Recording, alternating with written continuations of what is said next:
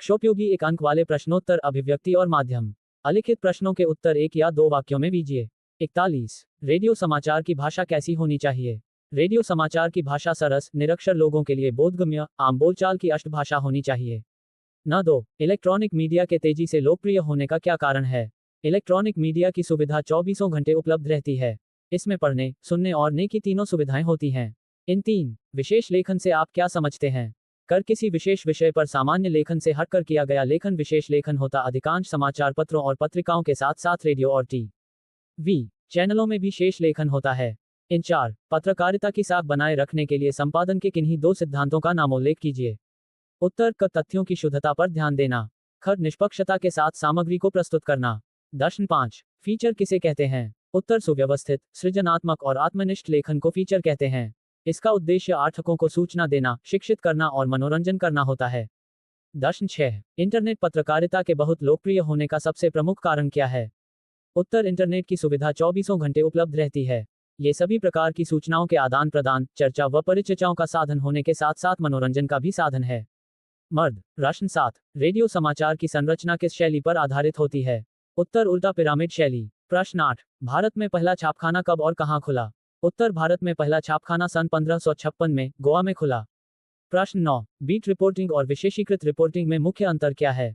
उत्तर beat reporting में संवाददाता का उस क्षेत्र के संबंध या विषय में सामान्य जानकारी या रुचि होना पर्याप्त है, जबकि विशेषीकृत रिपोर्टिंग में विषय से जुड़ी घटनाओं, मुद्दों और समस्याओं का बारीकी से विश्लेषण होता है। पत्रकार को उस विषय की विशेष जानकारी होनी चाहिए। प्रश्न 10 वेबसाइट पर पत्रकारिता शुरू करने की पहली साइट कौन सी है? उत्तर rediff.com को। प्रश्न 11 टीवी पर प्रसारित किए जाने वाले समाचार किन किन चरणों से होकर दर्शकों तक पहुंचते हैं? उत्तर टीवी समाचार दर्शकों तक निम्नलिखित चरणों से होकर पहुंचते हैं: फ्लैश या breaking news, dry anchor, phone in anchor, visual anchor, byte, live anchor package. प्रश्न 12 विशेष रिपोर्ट कितने प्रकार की होती है? लिखिए। उत्तर विशेष रिपोर्ट 4 प्रकार की होती है: खोजी रिपोर्ट, इन डेप्थ रिपोर्ट, विश्लेषणात्मक रिपोर्ट और विवरणात्मक रिपोर्ट। प्रश्न 13 बीट किसे कहते हैं? उत्तर खबरें कई तरह की होती हैं, जैसे राजनीतिक, आर्थिक, आपराधिक, खेल, फिल्म, कृषि आदि। संवाददाताओं के बीच काम का विभाजन उनकी दिलचस्पी और ज्ञान को ध्यान में रखकर किया जाता है। मीडिया की भाषा में इसे बीट कहा जाता है। प्रश्न 14 पत्रकार का क्या दायित्व है? उत्तर पत्रकार का दायित्व है पाठकों अथवा दर्शकों तक सूचना पहुंचाना, उन्हें जागरूक और को शिक्षित करने के साथ साथ उनका मनोरंजन करना। प्रश्न 15 पत्रकार कितने तरह के होते हैं? उत्तर पत्रकार 3 तरह के होते हैं: पूर्णकालिक पत्रकार, अंशकालिक पत्रकार और फ्रीलांसर पत्रकार। प्रश्न 16 पूर्णकालिक पत्रकार से आप क्या समझते हैं?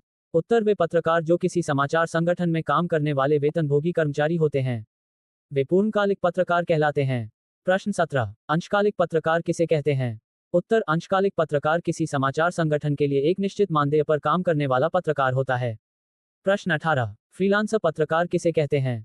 उत्तर वह पत्रकार जिसका संबंध किसी विशेष अखबार से नहीं होता है, बल्कि वह भुगतान के आधार पर अलग अलग अखबारों के लिए लिखता है। दिन 19 पत्रकारीय लेखन का संबंध और दायरा कहां तक सीमित है? उत्तर पत्रकारीय लेखन का संबंध और दायरा समसामयिक और वास्तविक घटनाओं, समस्याओं और मुद्दों तक सीमित होता है। दर्शन 20 समाचार पत्रों के समाचारों की भाषा की 2 विशेषताएं लिखिए। उत्तर क भाषा सीधी, सरल, साफ सुथरी और प्रभावी होने के साथ साथ सुबोध होती है। कंजा ख वाक्य छोटे छोटे और सहज होते हैं। प्रश्न 21 उल्टा पिरामिड शैली में समाचार का ढांचा क्या होता है? प्रश्नवाचक चिन्ह नक। उत्तर उल्टा पिरामिड शैली में समाचार का ढांचा इस प्रकार होता है: इंट्रो या मुखड़ा, बॉडी और समापन। प्रश्न 22 समाचार लेखन के 6 ककार क्या होते हैं? उत्तर समाचार लेखन के 6 ककार होते हैं: क्या, किसके, कब, कहां, क्यों और कैसे। समाचार लेखन में इन प्रश्नों का उत्तर दिया जाता है। कर प्रश्न 23 इंट्रो या मुखड़े में कितने ककारों का उत्तर दिया जाता है? उत्तर इंट्रो या मुखड़े में पहले 3-4 ककारों का उत्तर दिया जाता है। ये ककार हैं: क्या, कौन, कब और कहां। प्रश्न 24 फीचर लेखन की शैली कैसी होती है? उत्तर फीचर लेखन की शैली सीधा पिरामिड अर्थात कथात्मक होती है। प्रश्न 25 आधुनिक जनसंचार माध्यमों में सबसे पुराना माध्यम कौन सा है? उत्तर आधुनिक जनसंचार के माध्यमों में सबसे पुराना माध्यम प्रिंट माध्यम है। प्रश्न 26 प्रिंट या मुद्रित जनसंचार माध्यम के 2 रूप बताइए। उत्तर समाचार पत्र और पत्रिकाएं तथा पुस्तकें प्रिंट माध्यम के 2 रूप हैं। प्रश्न 27 मुद्रित माध्यमों की सबसे बड़ी विशेषता क्या है? उत्तर मुद्रित माध्यमों में छपे हुए शब्दों में स्थायित्व होता है, आराम से पढ़ते हुए सोच सकते हैं और समझ में न आने पर पुनः पढ़ सकते हैं। यही उनकी सबसे बड़ी विशेषता है। प्रश्न 28 मुद्रित माध्यमों की 2 विशेषताएं लिखिए। उत्तर मुद्रित माध्यमों की भाषा आम बोलचाल की सरल, सुबोध और प्रचलित भाषा होती है। ख मुद्रित माध्यमों की भाषा व्याकरण और वर्तनी की दृष्टि से शुद्ध होती है। प्रश्न 29, मुद्रित माध्यमों की सबसे बड़ी कमजोरी क्या है? उत्तर मुद्रित माध्यम निरक्षरों के लिए किसी काम के नहीं है, यही उनकी सबसे बड़ी कमजोरी है। प्रश्न 30, अखबारों की दो खामियां लिखिए। उत्तर क अखबार तुरंत घटी घटनाओं को पाठकों तक तुरंत नहीं पहुंचा सकते। ख मुद्रित माध्यमों में लेखन करने वालों को अपने पाठकों के भाषा ज्ञान, उनकी शैक्षिक योग्यता, उनकी रुचियों और आवश्यकताओं का ध्यान रखना पड़ता है। प्रश्न 31, रेडियो से श्रोता को क्या क्या सुविधाएं उपलब्ध नहीं है? उत्तर क रेडियो श्रोता को खबरों को पुनः सुनने की सुविधा नहीं है। रेडियो समाचार बुलेटिन को कभी भी और कहीं से भी नहीं सुना सकता। ख उसे अपनी रुचि अरुचि के सभी समाचारों को सुनने के लिए बाध्य होना पड़ता है। प्रश्न 32, नेट या नेट साउंड से क्या आशय है? उत्तर नेट या नेट साउंड से आशय है ऐसी प्राकृतिक आवाजें जो शूट करते समय अपने आप चली आती है। प्रश्न 33, आम आदमी के दो जनसंचार माध्यम कौन कौन से हैं? उत्तर रेडियो और टेलीविजन दोनों आम आदमी के माध्यम हैं। प्रश्न 34, रेडियो और टी.वी. समाचारों की भाषा की दो विशेषताएं लिखिए। उत्तर क रेडियो और टी.वी. समाचारों की भाषा सरल, सुबोध और प्रभावी होती है। ख वाक्य छोटे छोटे, सीधे और स्पष्ट होते हैं।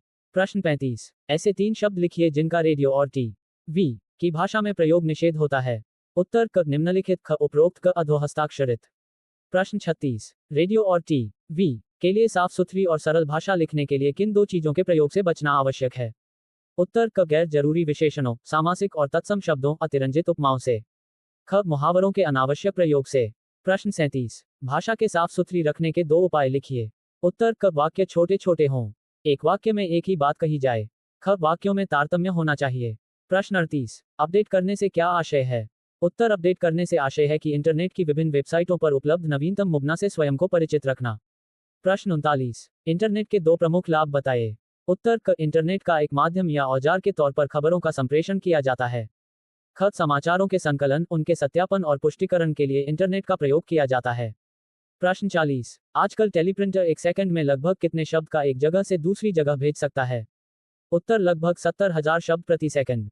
प्रश्न 41, इंटरनेट पत्रकारिता का आरंभ कब हुआ? उत्तर इंटरनेट पत्रकारिता का आरंभ सन 1982 में हुआ। प्रश्न 42, इंटरनेट पत्रकारिता किसे कहते हैं? उत्तर इंटरनेट पर अखबारों का प्रकाशन अथवा खबरों का आदान प्रदान करना, लेखों, चर्चा परिचर्चाओं, बहसों, फीचर, झलकियों, डायरियों द्वारा अपने समय की धड़कनों को अनुभव और दर्ज करने को इंटरनेट पत्रकारिता कहते हैं। प्रश्न 43, भारत में इंटरनेट पत्रकारिता का कौन सा दौर चल रहा है? उत्तर भारत में इंटरनेट पत्रकारिता का दूसरा दौर चल रहा है।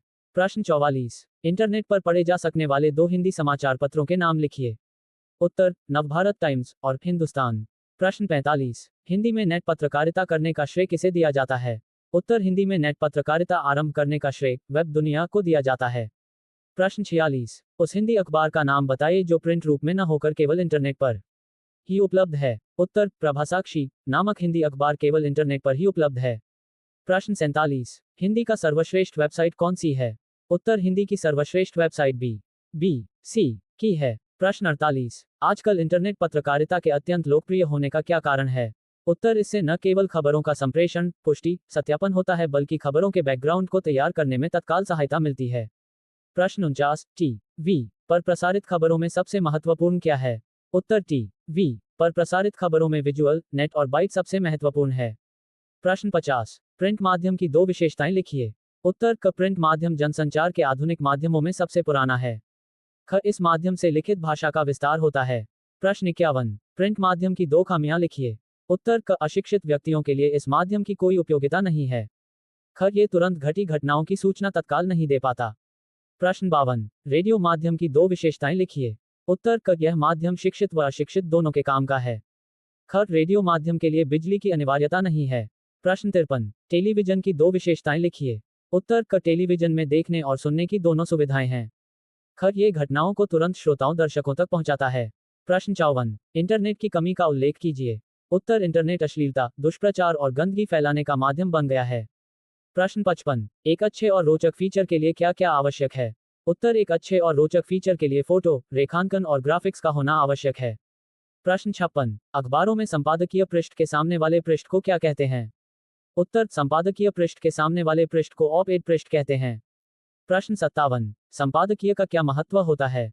उत्तर संपादकीय में अखबार किसी घटना, समस्या या मुद्दे पर अपनी राय प्रकट करते हैं। प्रश्न 58, स्तंभ लेखन का कार्य कौन करता है? उत्तर स्तंभ लेखन का कार्य कुछ महत्वपूर्ण लेखक करते हैं। 59 संपादक के नाम पत्र लेखन का उद्देश्य क्या होता है? संपादक के नाम पत्र का उद्देश्य जनता या पाठकों को विभिन्न मुद्दों पर अपनी राय किट करने का अवसर देना होता है। 59 अखबारों में लेख कौन लिखता है? अखबारों में लेख वरिष्ठ पत्रकार और विषय विशेषज्ञ लिखते हैं। ज्ञान 61 लेख और विशेष रिपोर्ट में क्या अंतर होता है? तर लेख में लेखक के विचारों को प्रमुखता दी जाती है। उसमें उस विषय से जुड़े सभी तथ्यों और सूचनाओं के अतिरिक्त पृष्ठभूमि की सामग्री भी होती है, जबकि विशेष रिपोर्ट में गहरी छानबीन, विश्लेषण और व्याख्या के आधार पर उसके नतीजे, प्रभाव और कारणों को स्पष्ट किया जाता है। प्रश्न 62 साक्षात्कार के लिए पत्रकार में कौन कौन से गुण होने चाहिए? उत्तर किसी व्यक्ति का साक्षात्कार करने के लिए पत्रकार में संवेदनशीलता, कूटनीति, धैर्य, साहस और ज्ञान जैसे गुण होने चाहिए। प्रश्न 63 वह लेखन जिसमें किसी मुद्दे के प्रति समाचार पत्र की अपनी राय प्रकट की जाती है, उसे क्या कहते हैं? उसे संपादकीय कहते हैं। प्रश्न 64 किसी घटना, समस्या या मुद्दे की गहन छानबीन और विश्लेषण को क्या कहा जाता है? उत्तर उसे रिपोर्ट कहते हैं।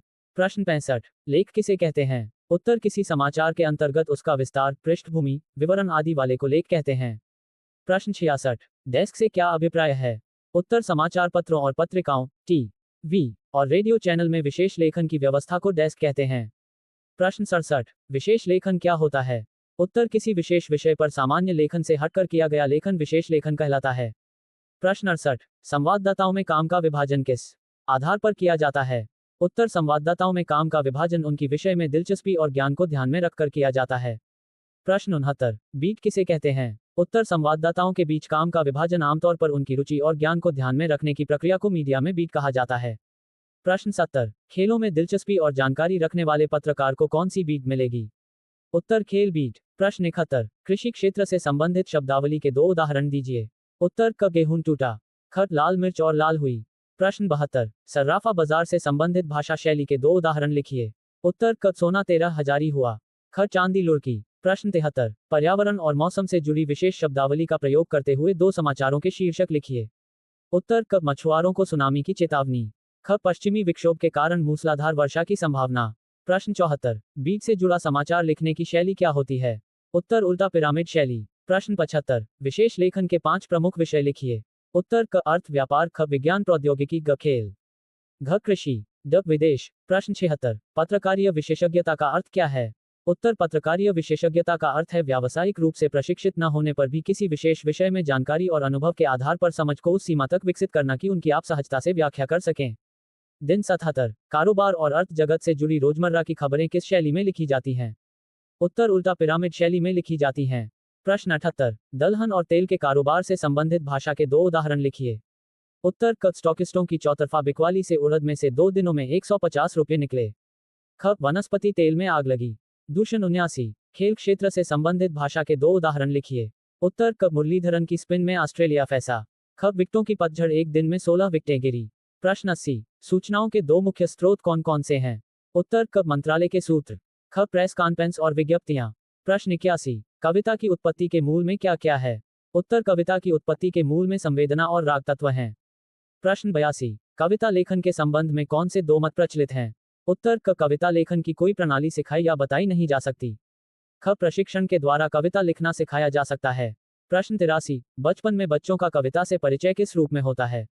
उत्तर लोरी के रूप में प्रथम परिचय होता है। प्रश्न 84 कविता अन्य कलाओं की तरह सिखाई क्यों नहीं जा सकती है? उत्तर क्योंकि इसमें बाह्य उपकरणों की सहायता नहीं ली जा सकती है। प्रश्न 85 कविता का सबसे पहला उपकरण क्या है? उत्तर कविता का सबसे पहला उपकरण शब्द है। प्रश्न 86 शब्दों से खेलने का क्या तात्पर्य है? उत्तर शब्दों से खेलने का तात्पर्य है शब्दों के नए आयाम खोलना और लय तथा ताल की दुनिया में जाना। प्रश्न 87 बिंब और छंद हमारी क्या सहायता करते हैं? उत्तर बिंब और छंद कविता की आंतरिक लय को इंद्रियों द्वारा पकड़ने में हमारी सहायता करते हैं। प्रश्न 88 कविता का अनिवार्य तत्व कौन सा है? उत्तर छंद कविता का अनिवार्य तत्व है। प्रश्न 89 कविता के सारे घटक किससे प्रचलित होते हैं? उत्तर कविता के सारे घटक परिवेश और संदर्भ से प्रचलित होते हैं। प्रश्न 10 कविता के घटक कौन कौन से हैं? उत्तर कविता के घटक भाषा, संरचना, बिंब, छंद और संकेत हैं। प्रश्न 91 कविता किनसे बनती है? उत्तर कविता शब्दों के मेल, परिवेश के अनुसार शब्द चयन, लय, तुक, वाक्य संरचना, यति गति, विन, संक्षिप्तता के साथ साथ विभिन्न अर्थ स्तर आदि से बनती है। प्रश्न 92 नाटक को किस प्रकार के काव्य की संज्ञा दी गई है? उत्तर दृश्य काव्य की। प्रश्न 93 नाटककार को नाटक लिखते समय किस बात को सदा याद रखना चाहिए? उत्तर समय के बंधन की बात को नाटककार को सदैव ध्यान रखना चाहिए। प्रश्न 94। नाटक वर्तमान काल में ही क्यों लिखे जाते हैं? उत्तर, नाटक को वर्तमान काल में संयोजित करना होता है, इसलिए नाटक वर्तमान में ही लिखे जाते हैं। प्रश्न 95। नाटक का शरीर किसे कहा जाता है? उत्तर, बोले जाने वाले शब्द को नाटक का शरीर कहा जाता है। प्रश्न 96। नाटक के तत्व कौन कौन से हैं? उत्तर, कथ्य, संवाद, चरित्र चित्रण, देशकाल, भाषा और उद्देश्य नाटक के तत्व हैं। प्रश्न 97। नाटककार को कौन सी कला आनी चाहिए? उत्तर, नाटककार को घटनाओं, स्थितियों अथवा दृश्यों का चुनाव, उन्हें उचित क्रम में रखना, प्रारंभ से अंत तक विकास की दिशा में आगे बढ़ने की कला अवश्य आनी चाहिए। प्रश्न 98। किस प्रकार का नाटक गहरा और सशक्त सिद्ध होता है?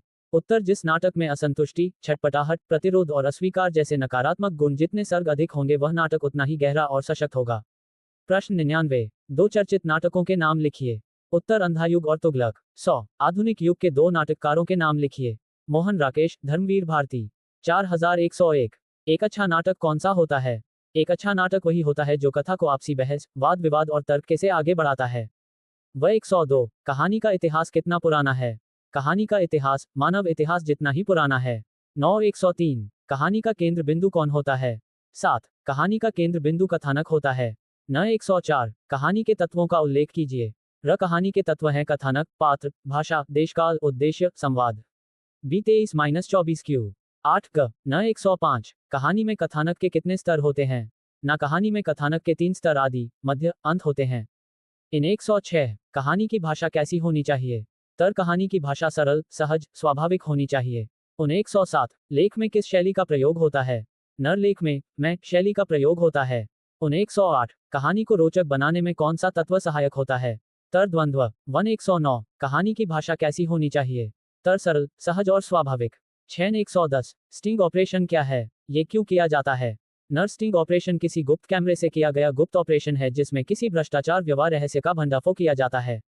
उन 111। ऑल इंडिया रेडियो की स्थापना कब हुई थी? अब ये एड संस्था के अंतर्गत आता है। ऑल इंडिया रेडियो एड की स्थापना 1936 ईस्वी में हुई थी। अब ये प्रसार भारती मिक्स संस्था के अंतर्गत आता है। प्रश्न 112। द्वारपाल किन्हें कहा जाता है? उत्तर, द्वारपाल संपादक या संपादक मंडल को कहा जाता है जो प्रसारित होने वाली सामग्री को नियंत्रित और निर्धारित करता है। प्रश्न 113। पत्रकारिता की बैसाखियों से क्या तात्पर्य है? उत्तर, पत्रकारिता की बैसाखियों से तात्पर्य है वे साधन जिनके सहारे पत्रकारिता निष्पक्ष, वस्तुपरक और संतुलित बनती है। ये बैसाखियां हैं: 1। निष्पक्षता, 2। सच्चाई, 3। संतुलन, 4। स्पष्टता। प्रश्न 114। रेडियो समाचार वाचक की दो विशेषताएं बताएं। उत्तर, 1। आवाज में स्पष्टता हो, 2। वाचक का उच्चारण सही हो। प्रश्न 115। चौथा खंभा किसे कहा जाता है? क्यों? उत्तर, मीडिया को लोकतंत्र का चौथा खंभा कहा जाता है क्योंकि मीडिया ही लोकतंत्र को सजग बनाए रखता है। वह जनता के हितों की रक्षा करता है। प्रश्न 116। संचार प्रक्रिया में फीडबैक का महत्व बताएं। उत्तर, समाचार प्राप्तकर्ता की प्रतिक्रिया को फीडबैक कहा जाता है। फीडबैक के आधार पर ही संदेश में सुधार किया जाता है। इसी से संचार की प्रक्रिया आगे बढ़ती है। प्रश्न 117। स्वतंत्रता से पहले की किन्हीं दो पत्रिकाओं के नाम लिखिए। उत्तर, एक हंस, दो जागरण। प्रश्न 118। भारत में कौन कौन सी साइट प्रयोग की जाती है? उत्तर, भारत में सच्चे अर्थों में यदि कोई वेब पत्रकारिता कर रहा है तो वह rediff.com, इंडिया इन्फोलाइन, वर्क सीफी जैसी कुछ ही साइटें हैं। रीडिफ को भारत की पहली साइट कहा जा सकता है। B 23-24 Q। 9 ख। प्रश्न 119। उल्टा पिरामिड शैली में समाचारों को किस क्रम में लिखा जाता है? उत्तर, उल्टा पिरामिड शैली में समाचार के सबसे महत्वपूर्ण तथ्य को सबसे पहले लिखा जाता है और उसके बाद घटते हुए क्रम में अन्य तथ्यों या सूचनाओं को लिखा या बताया जाता है। इस शैली में किसी घटना, विचार, समस्या, काव्य कालानुक्रम के बजाय सबसे महत्वपूर्ण तथ्य या सूचना से शुरू होता है। A 120। रेडियो प्रसारण के लिए तैयार किए जा रहे समाचार की दो विशेषताओं का लेख कीजिए। B 23-24 Q। 9 क। I उच्चारण में जटिल शब्द न हो। संख्या को शब्दों में लिखें। 3। पर्याप्त हाशिया दोनों ओर हो। प्रतिशत और डॉलर को प्रतिशत और डॉलर लिखा जाए आदि। इन 121। व्यापार कारोबार की भाषा की एक विशेषता लिखिए। इसमें कारोबार से संबंधित शब्दावली का प्रयोग किया जाता है। इन 122। खोजी पत्रकारिता से क्या आशय है? भ्रष्टाचार, अनियमितता, गड़बड़ी आदि को उजागर करने वाली पत्रकारिता। इन 123। मुद्रित माध्यम में लेखक को क्या ध्यान रखना चाहिए? मुद्रित माध्यमों के लिए लेखन करने वालों को अपने पाठकों के भाषा ज्ञान के साथ साथ तक शैक्षिकी ज्ञान और योग्यता का विशेष ध्यान रखना पड़ता है। इसके अलावा उन्हें पाठकों की रुचियों और जरूरतों का भी पूरा ध्यान रखना पड़ता है। इन 124। उल्टा पिरामिड का आशय स्पष्ट कीजिए।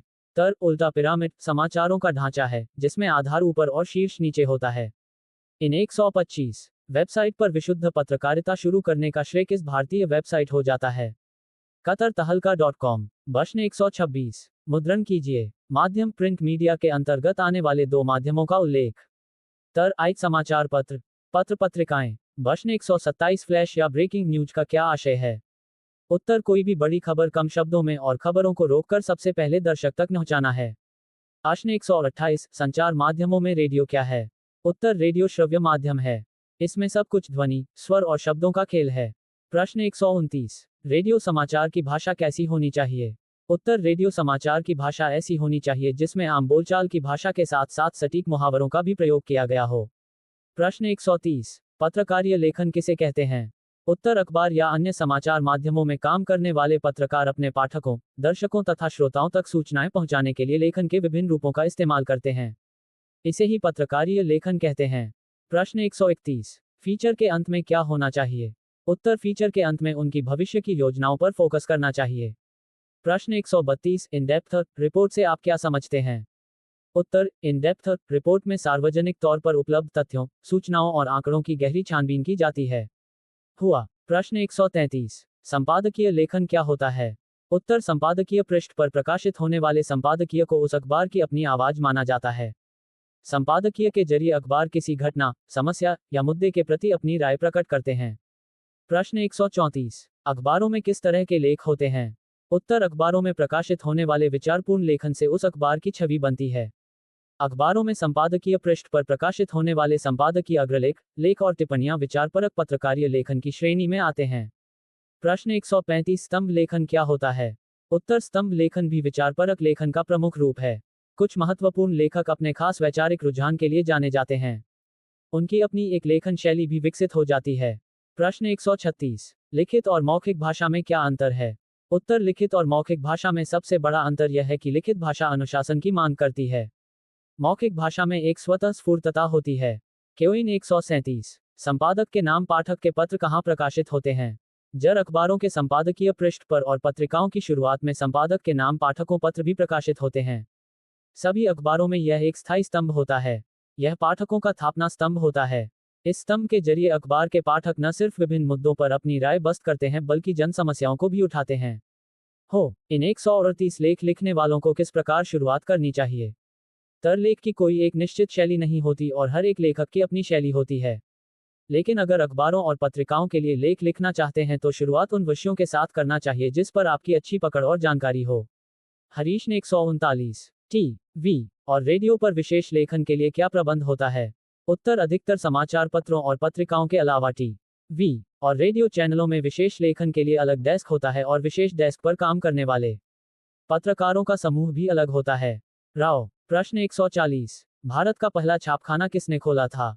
उत्तर भारत में पहला छापखाना मिशनरियों ने धर्म प्रचार की पुस्तकें छापने के लिए खोला था। प्रश्न 141। जनसंचार के आधुनिक माध्यमों में सबसे पुराना कौन सा माध्यम है? उत्तर प्रिंट यानी मुद्रित माध्यम जनसंचार के आधुनिक माध्यमों में सबसे पुराना है। प्रश्न 142। अखबार और पत्रिका के लिए लेखक और पत्रकारों को किन किन बातों को याद रखना चाहिए?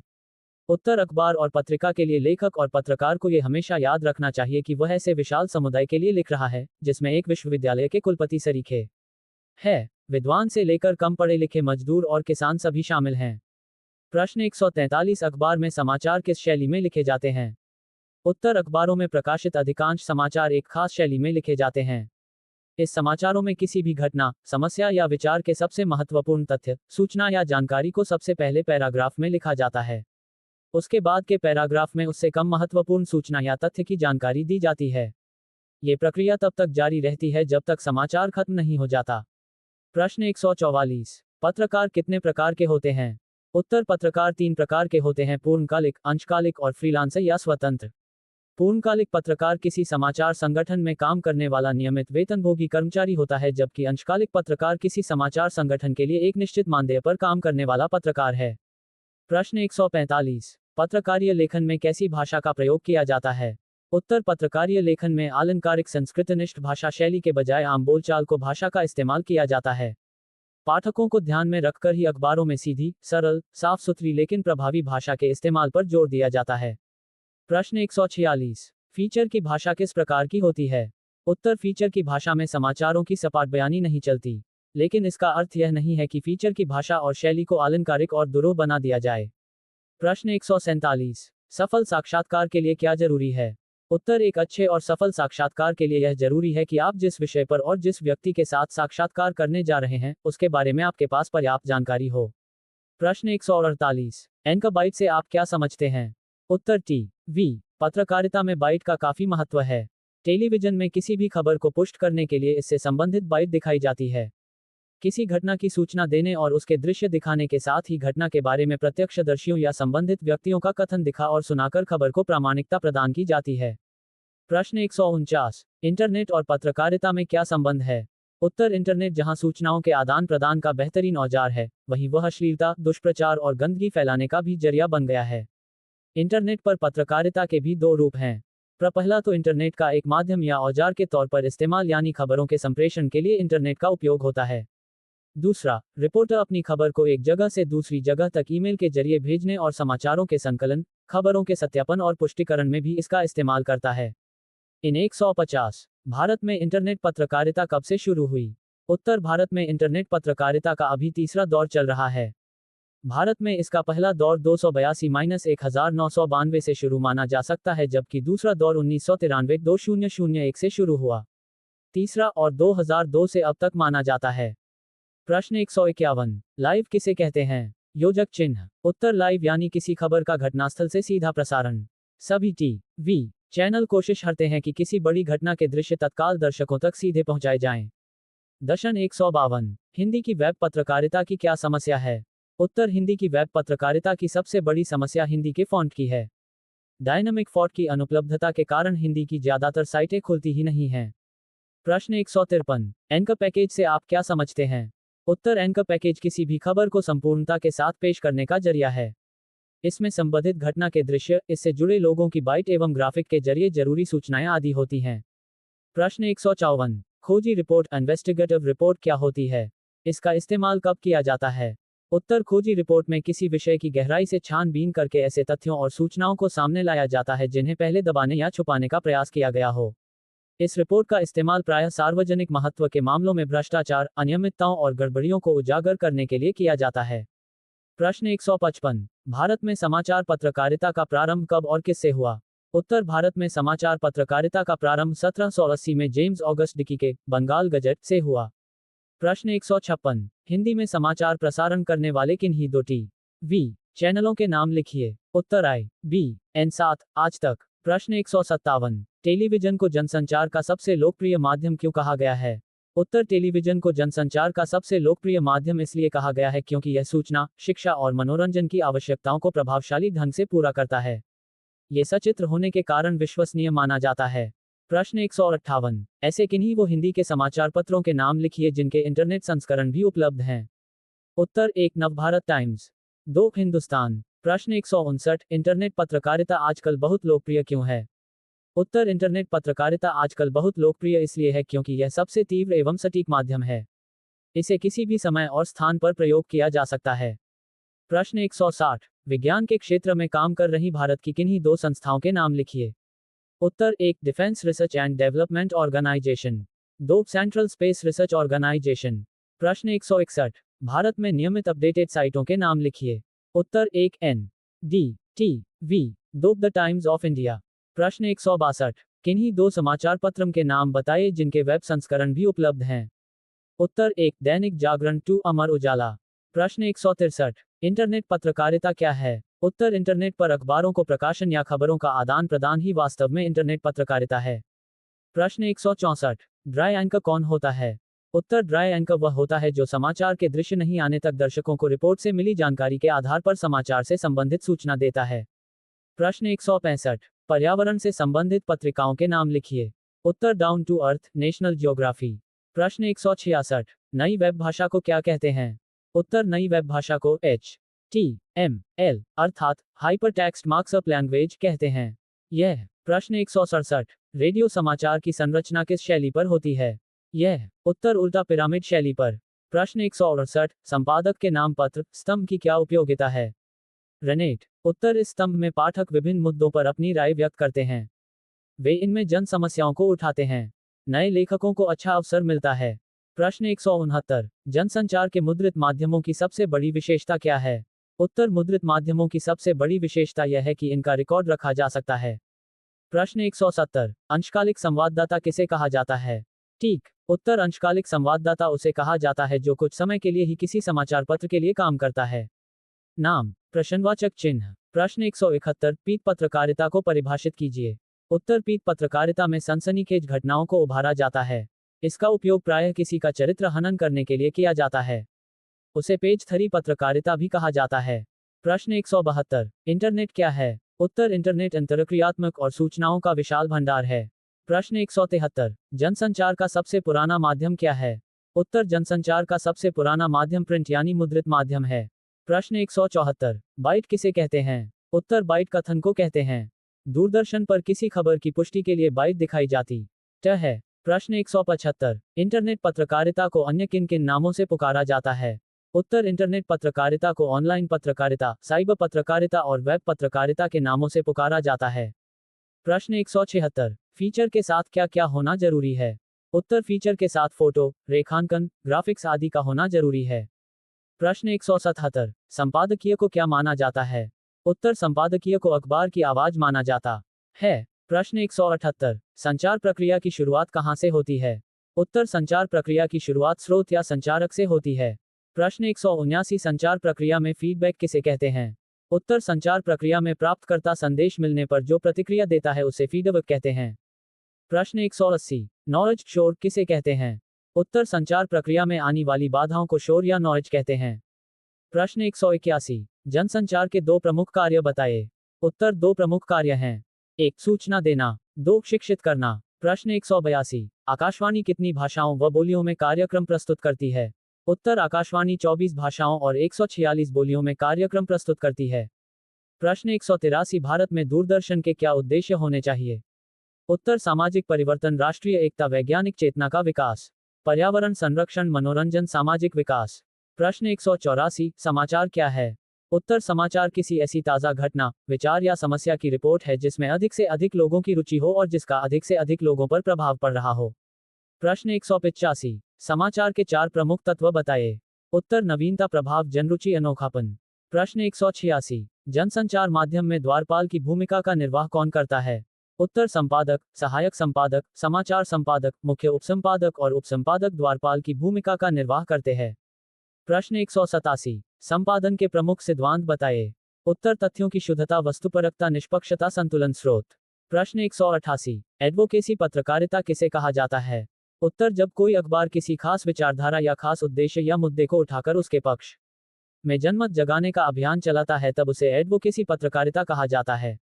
प्रश्न 189, मुद्रित माध्यम में पत्रकार को किस बात को ध्यान में रखना पड़ता है? उत्तर, मुद्रित माध्यम में पत्रकार को इस बात को ध्यान में रखना पड़ता है कि आलेख में मौजूद सभी गलतियों और अशुद्धियों को दूर कर लिया जाए।